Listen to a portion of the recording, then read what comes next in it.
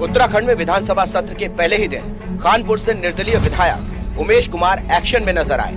उमेश कुमार पत्रकारिता के दौर से ही देश के चर्चित पत्रकारों में शुमार हैं, जो अपनी बेबाकी और भ्रष्टाचार के मुद्दों को उजागर करने के लिए जाने जाते हैं। विधानसभा सत्र में राज्यपाल ने अपना अभिभाषण दिया, जिसमें सरकार की कई योजनाओं का जिक्र किया गया, जिस पर उमेश कुमार ने कहा कि सरकार सही तरीके से अपना एजेंडा और प्रारूप नहीं रख पाई है। उन्होंने कहा कि पत्रकार कल्याण कोष की सरकार ने स्थापना तो की, पर उससे कितने पत्रकार लाभान्वित हुए। लोकतंत्र के चौथे स्तंभ के प्रति सरकारें संवेदनशील नहीं रही हैं। वहीं रोजगार और स्वरोजगार पर भी उमेश कुमार ने सवाल उठाए। उन्होंने कहा कि स्वरोजगार के आंकड़ों को लेकर कोई भी स्थिति स्पष्ट नहीं है। साथ ही राज्यपाल के अभिभाषण में ई रिक्शा के लिए 9% ब्याज पर लोन की बात पर उमेश कुमार ने कहा कि सबसे गरीब तबके के लिए ये ब्याज दर बहुत ज्यादा है और इतनी ब्याज दरों पर तो कोई भी बैंक लोन दे देगा। कुल मिलाकर उमेश कुमार ने कहा कि ऐसे अभिभाषण से सरकार सिर्फ अपनी पीठ थपथपा रही है। असल में ये जनमुद्दों से मेल खाता हुआ एजेंडा नहीं है। अब जैसे कि पत्रकार कल्याण कोष का जिक्र किया गया, मुझे बताइए कितने पत्रकार अभी तक लाभान्वित हुए? आप में से कोई हुआ है? तो पत्रकार कल्याण कोष की आपने जो है स्थापना की, उससे लाभान्वित कितने हुए ये बताइए।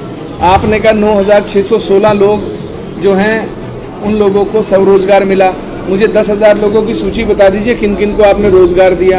आपने कहा मुख्यमंत्री ई रिक्शा के माध्यम से लोगों को 9% पर रिक्शा ऋण दिया गया। 9%, इतने ब्याज पर तो सर जो अन्य बैंक हैं वो भी दे देते हैं। तो आपने ई रिक्शा वालों पर, जो सबसे गरीब तबका ई रिक्शा चलाने वाला, उसको 9% पे ब्याज दे रहे, तो इसमें कौन सी उपलब्धि है आपकी? बहुत सारे मुद्दे हैं। अगर एक एक बात करें तो मुझे लगता है कि इसमें कोई ऐसा एजेंडा नहीं था कि आगामी आने वाले समय में सरकार का क्या प्रारूप रहेगा, किस तरीके से उनका एजेंडा रहेगा, किस तरीके से वो कार्यों को क्रियान्वित करेंगे। तो मुझे लगता है कि इस तरीके के अभिभाषण से बचना चाहिए।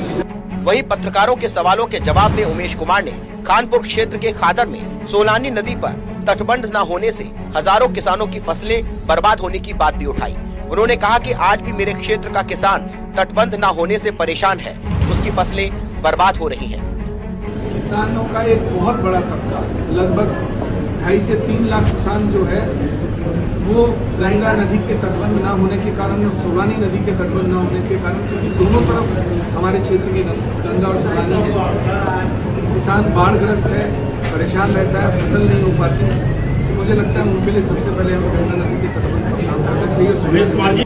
आपको बता दें कि जब पत्रकारों ने विधायक उमेश कुमार से त्रिवेंद्र रावत के मुख्यमंत्री कार्यकाल में हुई घटनाओं पर पूछा, तो उमेश कुमार ने बेबाकी से अपनी बात रखते हुए कहा, मैं बिना दस्तावेज और सबूतों के किसी पर कोई आरोप नहीं लगाता। त्रिवेंद्र रावत के खिलाफ भी तमाम सबूतों को देखते हुए हाई कोर्ट ने सीबीआई जांच के आदेश दे दिए थे। देखिए, 2018 में 27 अक्टूबर को मेरी गिरफ्तारी की गई थी, मुझ पर ये आरोप लगाते हुए मैं सरकार को ब्लैकमेल कर रहा था और मैं सरकार गिराना चाहता था।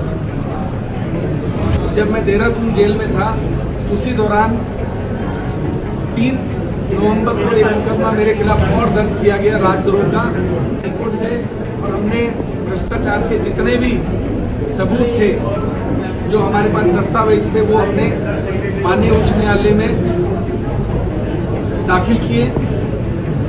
कोविड चला, फिर कोविड की दूसरी लहर आई, उसके बाद अचानक से हमारी याचिका लिस्ट हो गई, उस पर लंबी बहस चली। हमारे सुप्रीम कोर्ट के वरिष्ठ अधिवक्ता कपिल सिब्बल साहब ने निवेदन किया माननीय उच्च न्यायालय से कि वीडियो कॉन्फ्रेंसिंग के माध्यम से आप सुनवाई कर लें। सुनवाई हुई और माननीय उच्च न्यायालय रांची झारखंड ने भ्रष्टाचार के आरोपों को गंभीर पाया और उन्होंने, जिनके ऊपर हमने आरोप लगाए थे, पूर्व मुख्यमंत्री त्रिवेंद्र सिंह रावत और अमृतेश चौहान, दोनों को नोटिस जारी कर जवाब दाखिल करने को कहा। अब ये लंबी लड़ाई है, क्योंकि आप लोग सब जानते हैं मेरा रांची से कोई लेना देना नहीं था, झारखंड में मेरा कोई लेना देना नहीं था। बस इसलिए उमेश कुमार को जितना ज़्यादा से ज़्यादा समय जेल में रखा जाए उतना इनके लिए अच्छा होगा। लेकिन इनकी किस्मत खराब थी, ये मुझे ज़्यादा दिन रोक नहीं पाए और उसका खामियाजा इनको माननीय उच्च न्यायालय नैनीताल द्वारा सीबीआई जांच के आदेश हुए, जिस पर अभी स्थगन है माननीय उच्चतम न्यायालय से। लेकिन अभी ये फांस दूसरी इनके गले में फंस गई है। देखते हैं क्या होगा, जल्दी से जल्दी दूध का दूध और पानी का पानी होगा। क्योंकि जो मुख्य अभियुक्त था, जो साजिश करता था मुकेश चौहान, वो लगातार बचा हुआ घूम रहा था और सरकार की गोद में बैठा हुआ था। तो अब इन सब लोगों को पता लगना चाहिए कि कभी किसी व्यक्ति के खिलाफ, किसी पत्रकार के खिलाफ आप फर्जी साजिशें, षड्यंत्र ना करें, क्योंकि समय का पहिया है, ये कभी भी भूल जाता है। और कम से कम चौथे स्तंभ पर आप जो आरोप लगाते हैं, कोई भी पत्रकार अगर आवाज उठाता है, आप सबसे पहले क्या कहते हैं? ब्लैकमेलर है।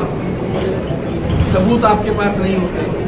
मेरे खिलाफ जिस मुकदमे में मेरी गिरफ्तारी 27 अक्टूबर 2018 को की गई, मुझ पर आरोप लगाया कि ब्लैकमेलिंग करना चाहता था और उसके बाद पूरी सरकार ने ताकत झोंक दी।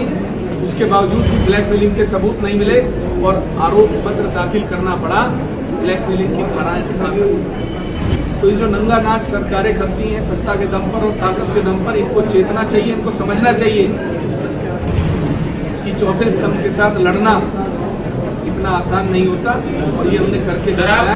कुल मिलाकर विधायक उमेश कुमार विधानसभा सत्र के पहले ही दिन फुल फॉर्म में बैटिंग करते हुए नजर आए और उन्होंने जनहित के मुद्दों को छूते हुए पत्रकारों से अपनी बातें साझा की। उनके इस एक्शन से ये तो तय हो गया कि उमेश कुमार इस समय एक मजबूत विपक्ष के रूप में आम जनमानस के मुद्दे सदन के अंदर और बाहर लगातार उठाते रहेंगे।